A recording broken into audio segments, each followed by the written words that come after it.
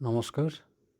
আজকের এই ভিডিওতে আমরা দেখব যে আসামে আজ একটা বিল পাস হলো যেটার নাম হচ্ছে ইউনিফর্ম সিভিল কোড। তো সেই বিল নিয়ে আজকে আলোচনা। অসম বিধানসভায় যে বিল পাস হলো সেটা উত্তর পূর্ব ভারতের জন্য প্রথম রাজ্য যে কিনা ইউনিফর্ম সিভিল কোড বা সমান নাগরিক সংহিতা বিলটা পাস করলো। বিধানসভায় ভয়েস ভোটের মাধ্যমে এই বিলটি পাস হয়। সমতা, ধর্মীয় স্বাধীনতা ও ব্যক্তিগত আইন নিয়ে বড় রাজনৈতিক বিতর্ক শুরু হয়েছে অলরেডি এবং হওয়াটা স্বাভাবিক। কী ঘটেছে সেটা প্রথম বিষয় যে আজকে বিলটা তো পাস হয়েছে, তার সাথে সাথে বিলটি উত্থাপন করে বর্তমান যে রুলিং পার্টি রয়েছে বিজেপি পার্টির যে সরকার নেতৃত্বাধীন রয়েছে মুখ্যমন্ত্রী হিমন্ত বিশ্ব শর্মার, এবং সেই বিলটি উত্থাপন করার পর বিরোধীদের প্রতিবাদের সাথে সাথেই বিলটি পাস হয়। বিরোধীদের দাবি হচ্ছে যে অসমে সামাজিক সম্প্রীতি রয়েছে, তাই ইউসিসি অপ্রয়োজনীয় বা এখন আপাতত দরকার নেই বলে তাদের দাবি। ইউনিফর্ম সিভিল কোডটা কি আসলে, সেটা এই আইনটা হচ্ছে সব ধর্মের নাগরিকদের জন্য একই ধরনের দেওয়ানি আইন প্রয়োগ করা। অর্থাৎ যেমন ধরুন বিবাহ বিচ্ছেদ, উত্তরাধিকার, দত্তক গ্রহণ, ভরণপোষণ, সম্পত্তির অধিকার ইত্যাদি দেওয়ানি সম্পর্কিত যে বিষয়গুলো, সেই বিষয়গুলো সবার জন্য, সমস্ত নাগরিক আসামবাসীর সবার জন্য, জাতি, ধর্ম, বর্ণ নির্বিশেষে সবার জন্য একই আইন থাকবে। এতদিন ধরুন হিন্দুর জন্য আলাদা আইন আছে, খ্রিস্টিয়ানদের জন্য আলাদা আইন রয়েছে, প্রত্যেক ধর্মাবলম্বী লোকের জন্য নিজস্ব ব্যক্তিগত আইন রয়েছে। মুসলমানদের জন্য ধরুন আলাদা আইন রয়েছে। তো এখন থেকে ধরুন ইউনিফর্ম সিভিল কোড লাগু হয়ে যাওয়ার পর, এখন পাস হয়েছে, এখনও ইনঅ্যাক্টেড হয়নি, তো লাগু হয়ে যাওয়ার পর বা বলবৎ হয়ে যাওয়ার পর সবার জন্য একই নিয়ম থাকবে। বিবাহ সম্পর্কিত বিষয়, বিবাহ বিচ্ছেদের জন্য একই রকম আইন থাকবে। এতদিন ধরুন প্রত্যেক সম্প্রদায়ের জন্য বিভিন্ন আইন রয়েছে এবং বিভিন্ন পদ্ধতি রয়েছে। তো সাংবিধানিক ভিত্তি কী রয়েছে এই আইনের যদি আমরা দেখি, তাহলে ৪৪ নম্বর ধারায় directive principle of state policy, যার বাংলা হচ্ছে রাষ্ট্রীয় পরিচালনার নির্দেশমূলক নীতি, অর্থাৎ সংবিধানের ৪র্থ অধ্যায়ে বা ৪র্থ অংশে ধারা ৪৪-এ এই ইউনিফর্ম সিভিল কোড লাগু করতে হবে বলে সংবিধান নির্মাতারা সংবিধান শুরুতেই, সংবিধান লাগু করার সময়ই বা তার আগেই, সংবিধান তৈরি করার সময়ই ওনারা উল্লেখ করে দিয়েছেন যে ভারতবর্ষ বা রাজ্যসমূহ নিজের ক্ষমতা অনুযায়ী এবং পরিস্থিতি অনুযায়ী আগামী দিনে যেন ইউনিফর্ম সিভিল কোড লাগু করে, তার কথা অলরেডি উল্লেখ করা আছে। অসম ইউসিসি বিল গুরুত্বপূর্ণ বিষয়গুলো যেমন বহু বিবাহের উপর নিষেধাজ্ঞা, সব বিয়ের বাধ্যতামূলক রেজিস্ট্রেশন, লিভ ইন সম্পর্কে নিবন্ধনের নিয়ম জরুরি, অর্থাৎ ধরুন বিবাহ না করে যদি প্রাপ্তবয়স্ক ছেলে মেয়ে একসাথে থাকতে চায়, তাহলে তার জন্য আজকাল যে ধরনের সম্পর্কের উত্থান হয়েছে তাকে বলা হয় লিভ ইন রিলেশনশিপ। তো সেই লিভ ইন রিলেশনশিপের রেজিস্ট্রেশন জরুরি রয়েছে। বিনা রেজিস্ট্রেশনে কোনো দম্পতি বা কোনো স্ত্রী এবং পুরুষ বা ছেলে এবং মেয়ে একসাথে থাকতে পারবে না বা তার বৈধতা থাকবে না।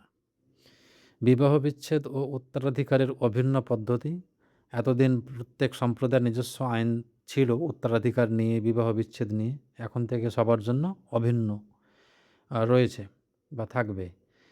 সব সম্প্রদায়ের জন্য একক আইনি কাঠামো, এতদিন প্রত্যেক সম্প্রদায়ের বিভিন্ন যে পার্সোনাল ল রয়েছে সেটা আর পড়তে হবে না বা সেটা কাজে লাগবে না, এখন সবার জন্য একটাই আইন থাকবে, সবার জন্য, সবার সাথে সেটা অ্যাপ্লাই হবে। সরকারের বক্তব্য হচ্ছে, অসম সরকারের দাবি ইউসিসি আইনের সামনে সকলের সমতা নিশ্চিত করবে। সরকারের দাবি হচ্ছে যে এই আইন পাসের মাধ্যমে প্রত্যেক ব্যক্তির মধ্যে সমতা বৃদ্ধি পাবে এবং নারী পুরুষ নির্বিশেষে, জাতি ধর্ম নির্বিশেষে, বিভিন্ন সম্প্রদায় নির্বিশেষে সবার মধ্যে সমতা আসবে, এটা আশা করছেন ওনারা। ধর্ম ও লিঙ্গভিত্তিক বৈষম্য কমবে, আ তো জাতীয় ঐক্য ও আইনি সমতা বৃদ্ধি পাবে। তারপর মুখ্যমন্ত্রী হিমন্ত বিশ্ব শর্মা ইউসিসিকে সময়ের দাবি বলে উল্লেখ করেছেন। তো জাতীয় ঐক্য, আইনি সমতা বৃদ্ধি পাবে, এটা খুব বিষয় একটা, যে আমাদের দেশ হচ্ছে যুক্তরাষ্ট্রের পরিকাঠামো। কিন্তু তার সাথে, সাথে যে একটা ফ্র্যাটার্নিটি বা ভ্রাতৃত্ববোধের কথা ভারতীয় প্রস্তাবনাতে বলা আছে, সেটাকে প্রমোট করার জন্য ইউনিফাইড অর্থাৎ একীকরণ করলে সেটা নিশ্চয়ই কোথাও না কোথাও জাতীয় ঐক্য বৃদ্ধিতে সাহায্য হবে। কিন্তু তার সাথে, সাথে বিপরীত পক্ষের বিষয়গুলো রয়েছে, সেটা আমরা দেখব। বিরোধীদের আপত্তি হচ্ছে, বিরোধীদের প্রধান উদ্বেগ অসমে ইউসিসি জরুরি নেই, আপাতত জরুরি নেই বিরোধীদের মতামত। এটি ধর্মীয় ও সাংস্কৃতিক প্রথায় হস্তক্ষেপ করতে পারে বলে তাদের মতামত। সংখ্যালঘু সম্প্রদায়কে লক্ষ্যবস্তু করা হতে পারে বলে আশঙ্কা। যারা মাইনরিটি বা সংখ্যালঘু রয়েছেন তাদের প্রতি অন্যায় হতে পারে বা তারা লক্ষ্যবস্তু পরিণত হতে পারে, সেটা আশঙ্কা করছেন ওনারা।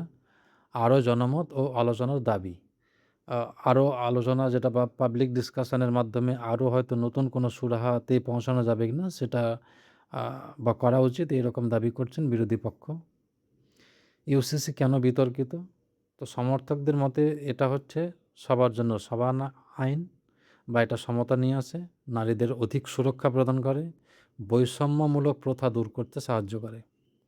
সমালোচকদের মতে ধর্মীয় স্বাধীনতার উপর প্রভাব পড়তে পারে, যেটা ভারতীয় সংবিধানের 25 থেকে 28-এর মধ্যে উল্লেখ করা রয়েছে। ভারতের বৈচিত্র্যের জন্য আলাদা ব্যক্তিগত আইন দরকার, যেটা পার্সোনাল ল রয়েছে প্রত্যেক সম্প্রদায়ের, সেটার পক্ষে সমালোচকরা মতামত রাখছেন। তারপর সামাজিক উত্তেজনা তৈরি হতে পারে, এটাও ওনারা আশঙ্কা করছেন। ভারতে ইউসিসির বর্তমান পরিস্থিতি যদি আমরা দেখি, তাহলে আপাতত আসামকে নিয়ে 3টে রাজ্যে ইউসিসি লাগু হয়েছে বা বিল পাস হয়েছে। যদি আমরা দেখি, উত্তরাখণ্ড প্রথম ইউসিসি কার্যকর করা রাজ্য। গুজরাট 2026 সালে ইউসিসি বিল পাস করে। অসম আজকে সেই বিলটা পাস করলো। তো জাতীয় পর্যায়ে বিতর্ক অব্যাহত রয়েছে। কেন্দ্রীয় সরকার বারবার ইউসিসি নিয়ে আলোচনার সমর্থন করে এসেছেন। তারপর আইন কমিশন যদিও আরও পরামর্শের আলোচনা বা তার প্রয়োজনীয়তা কথা ব্যক্ত করেছেন। সাংবিধানিক ও আইনি যদি বিতর্ক আমরা দেখি, তাহলে গুরুত্বপূর্ণ সাংবিধানিক প্রশ্ন হচ্ছে যে একক আইন ও ধর্মীয় স্বাধীনতা কি একসাথে বজায় রাখা সম্ভব? এটা প্রশ্ন। যে ইউনিফর্ম সিভিল কোডের সাথে, সাথে ধর্মীয় স্বাধীনতা কি থাকবে? সেটা একটা প্রশ্ন হতে পারে। ইউসিসি কি অনুচ্ছেদ 14 এর সমতার অধিকারকে শক্তিশালী করে? ইউনিফর্ম সিভিল কোড যেটা আমরা দেখলাম একক আইন, সবার জন্য একই আইন। তো আর্টিকেল 14 বা অনুচ্ছেদ 14 বা ধারা 14 সংবিধানের, যেটা সমতার অধিকার প্রদান করে, তো সেটা কি আরও শক্তিশালী বানিয়ে ফেলবে এই ইউসিসি কিনা, সেটা একটা বিষয় থাকবে আলোচনার। তারপর এটি কি অনুচ্ছেদ 25 এবং 26-এর ধর্মীয় অধিকারকে প্রভাব ফেলতে পারে? এই ইউনিফর্ম সিভিল কোড, যেটা সমালোচকরা আশঙ্কা করছেন যে এটা ধর্মীয় স্বাধীনতায় প্রভাব ফেলতে পারেন। তো এই বিভিন্ন প্রশ্নের উত্তর সঠিকভাবে আ চাওয়া যেতে পারে বা এই বিষয়গুলো নিয়ে আলোচনা করা যেতেই পারে। মূল বিতর্ক সমতা বনাম ধর্মীয় স্বাধীনতা যেটা রয়েছে।